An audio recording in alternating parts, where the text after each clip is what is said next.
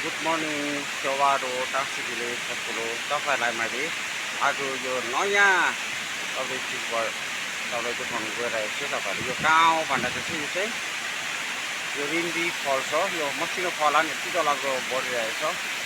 यहाँनिर हेर्नु चाहिँ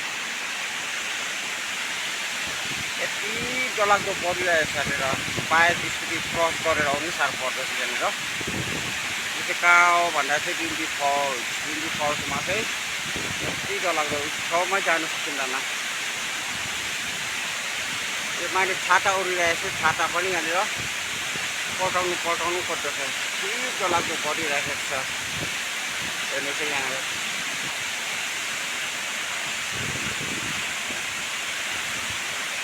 यहाँ तल हेर्नु चाहिँ सबै उडाइरहेको छु।